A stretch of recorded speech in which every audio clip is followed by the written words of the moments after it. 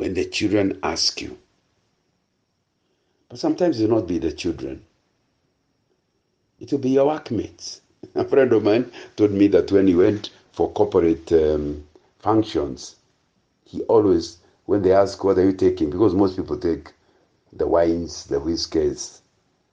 He said he would ask for milk. I said, what? How can you take milk?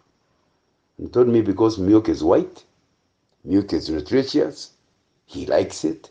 But more importantly, everybody in the party will be asking him, hey, what are you taking? Then he has a chance to explain. He doesn't take alcohol. He is a Christian. And he likes to take things that are not nutritious. So that his taking of milk was strategy. Because they'll ask you, why are you taking milk? Why are you taking Fanta? Why do you understand that the way you live your life should cause questions, and that you should be ready to give a reason for those questions, for what you do? You should be able to answer, because you should not feel like being rude because of being asked questions. You should have expected them. And in this passage, God is telling us, be ready to give an answer. And tell them, what are you doing? We are celebrating. Many years ago, God saved Israel from the hands of the Egyptians by us obeying these instructions. That's why we keep repeating it year in, year out, in gratefulness. And as a way of telling you, you also, if you trust this God, He'll take you out of any circumstance you find yourself fixed in. And when the children ask you, what does this ceremony mean to you? Then tell them, it is the Passover sacrifice to the Lord, who passed over the houses of the Israelites in Egypt and spared our homes when he struck down the Egyptians. And that's what you have to tell the children, the Passover. Now we don't call it Passover. We celebrate Easter. Unfortunately, sometimes that Easter has so many bunny eggs, other things. Yet Easter is a Passover. And we call it Easter because we are not just celebrating what happened in Egypt.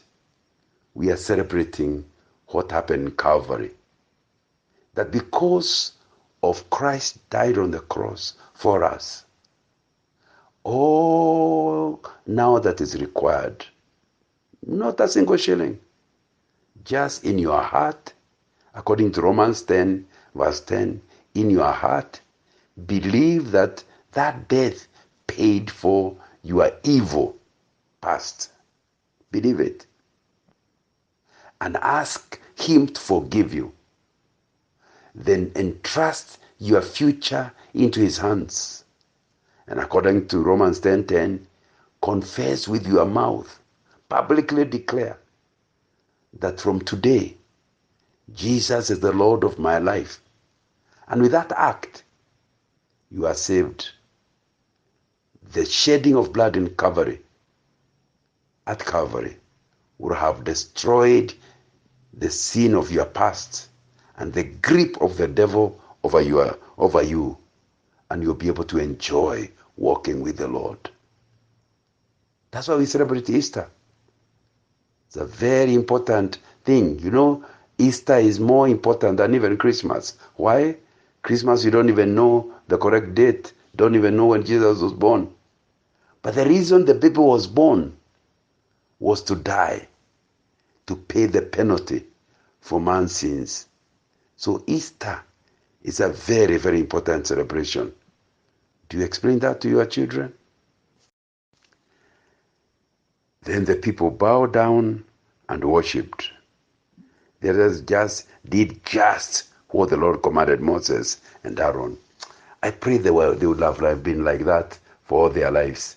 Hey, listen to this. Exodus chapter 12, he's saying the Israelites did just what the Lord commanded Moses. That's where we are different. We approximate what God meant and do it the way we think we should do it.